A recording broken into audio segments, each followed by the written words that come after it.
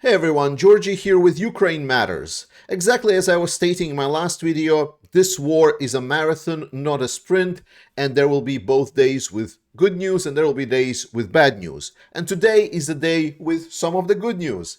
Therefore, I'm really happy to jump in today and talk about what's happening in the Pokrovsk direction. Now, in my last couple of videos, I talked extensively that the Russians are pushing. I've talked that Putin is definitely putting a lot of chips on the Pokrovsk direction. We're going to talk about it in a bit. But most importantly, that Russians were achieving somewhat a success, being able to overcome some of the defensive lines of Ukrainians. And it was also reported that Ukrainians are taking action and they are actually responding. And already now today, well, it's not today, it's the last couple of days, we already know that Ukrainians have sent in reinforcements. The numbers vary, but from the Russian sources, what they have been claiming, they say about 2,000 men were from the Karadag brigade of Ukraine have been sent into Pokrovsk direction, and they came out swinging as they arrived. First and foremost, Selidove, one of the three major settlements, as I explained, that it was crucial for Ukraine to hold, Hrodivka, Novokhodivka, and Selidove. It was a very important defensive lines right before Pokrovsk, where Novokhodivka fell. And I explained that it's very crucial now that for Ukraine to hold both Hrodivka and Selidove, because Russians cannot really advance further straight towards Pokrovsk, where where it is, because they need to secure their flanks. So specifically, the situation was developing unfavorably towards Selidova as Russians were capturing Novokhodivka. They kind of came in and went from the eastern side towards Selidove. And here, this is where the Ukrainian Karada Brigade came in. And there are, again, videos about their activities are in our Discord channel. Please visit that one. Ukrainians were able to stop Russian advances in this area and allowed them to hold the positions in Selidove. It's for now. We're going to see what Russians will do. But the good news is that things are indicating that Russians were stopped, at least for now, at the area of Selidove. The same is in Hrodivka.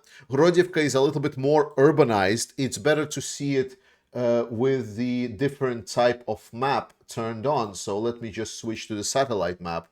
So if you look at Novokhodivka, Novokhodivka is this village that kind of stands on its own in the middle, and Russians were able to kind of very, very fast move through it.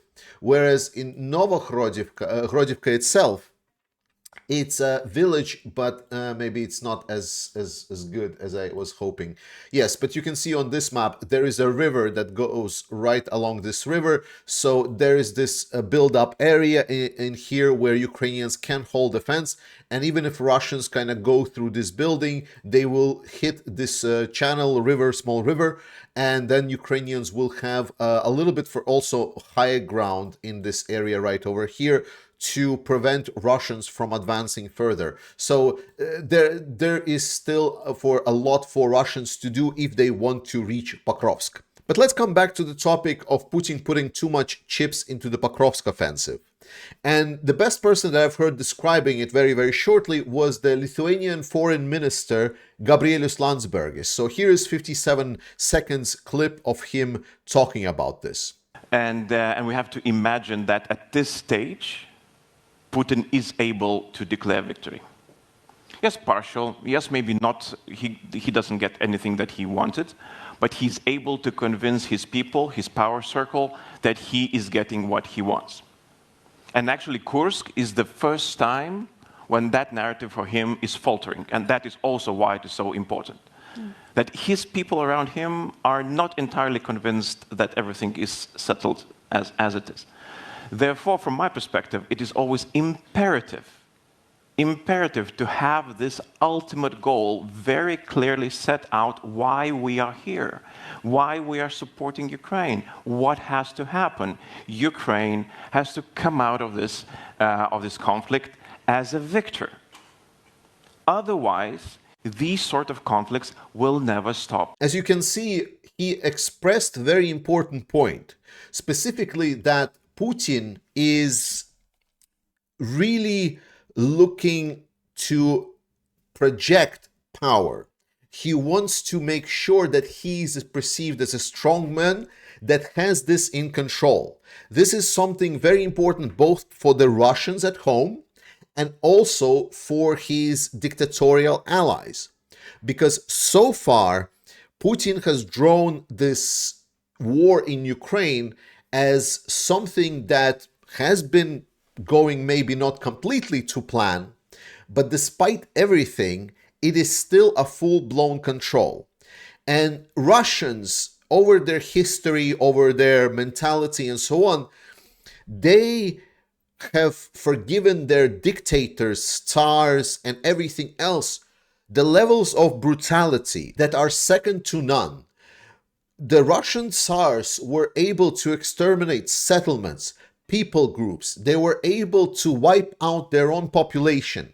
The strength was always acceptable for Russian people, and torture and punishments.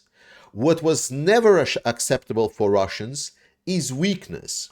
And that is why the Kursk offensive is again so important on a lot of different scale, because Ukrainians capturing more than 1,000 kilometers of land, more than Russia captured this year in Ukraine, in couple of short bursts, is a sign of weakness, because coming into Russia proper is a big challenge for Putin. And right now, he's trying very, very hard to display the situation in the Kursk region as non-existent. That is where a lot of these narrative of like, oh, you know, maybe Kursk offensive wasn't that great, maybe Ukraine didn't achieve its goals, yada, yada, yada. All of it is stemmed from the Russian propaganda. Russian propaganda, Putin and everyone, is building a narrative that situation in Kursk being downplayed as this is like some kind of border friction incident. That is how Putin is referring to this. The border friction in Kursk. And in the second breath that he takes, he talks about what's happening in Kursk doesn't matter.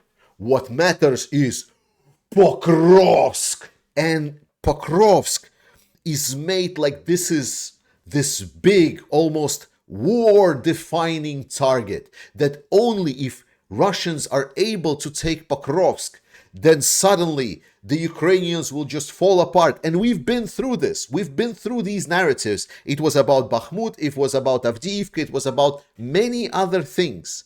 And it is never true. It is, again, not true this time. Even if Russians take Pokrovsk, which they are very far from doing yet, even if they take Pokrovsk, it is not going to change the state of the war. It's an important settlement.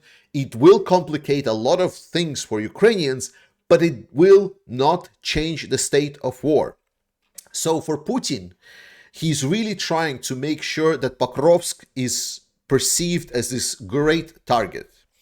And now Ukrainians have two options. Option number one, play their own game that Syrskyi has been imagining. I talked about the maneuver warfare, and Ukrainians really want to go into the maneuver warfare. So for Syrskyi, it is obviously clear that he wants to send as little resources possible to Pokrovsk area to contain Russian advances as much as possible, while they strike somewhere else, somewhere where Russia is weak. Most likely it's going to be either somewhere in Kherson area or maybe some of the other areas of Russia, because Russia is still not responding adequately to Ukrainian incursion. They're sending some forces that are able to contain Ukrainian incursion, but not enough to push them out. That means that if Ukrainians are pushing somewhere else, suddenly it's like, well, shit. Or the second option is to actually potentially send more forces to prevent Russians from reaching Pokrovsk, to prevent Russians from taking Pokrovsk. If this can be achieved, then again, it will be a big, big losing moment for Putin. And it's not a moment that will break the camel's back, but it's going to be another important chip in favor of Ukraine moving their goalposts towards winning the war.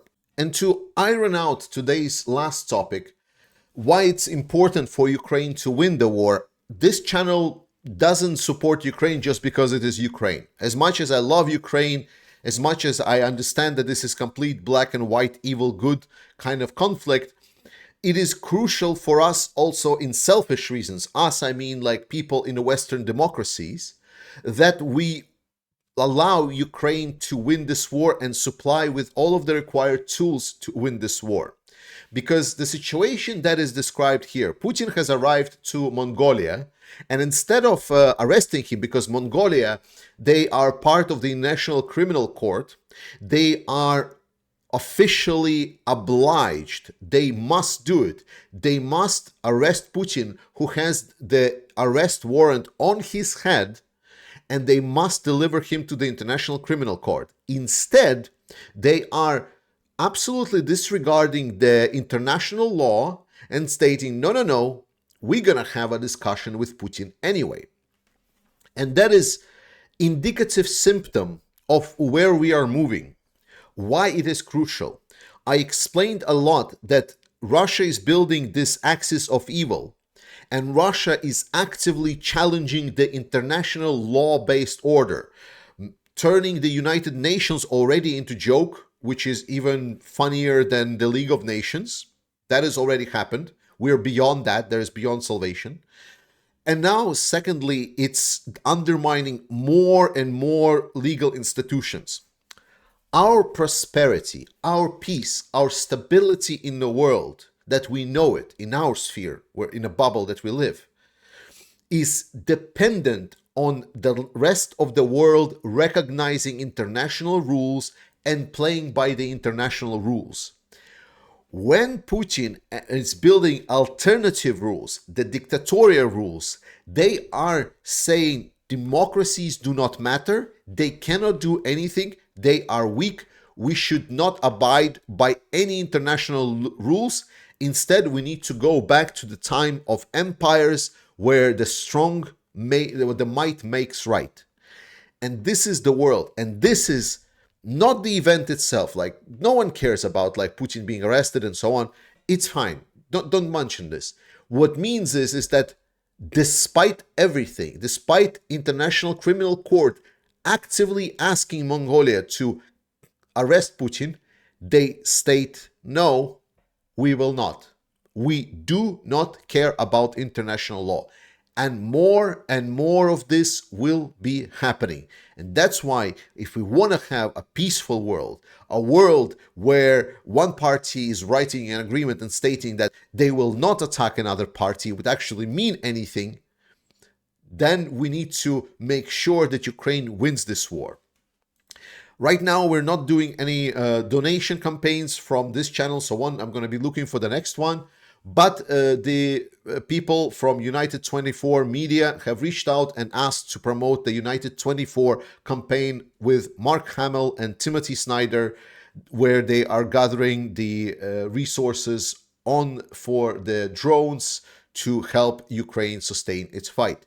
So if you don't know what to do this month before we start any kind of our own donation campaign that will send the resources straight to Ukrainian armed forces, this is a good way to contribute if you have money to spare. I love you. Slava Ukraini. Trust in Ukrainian armed forces. And I see you next time.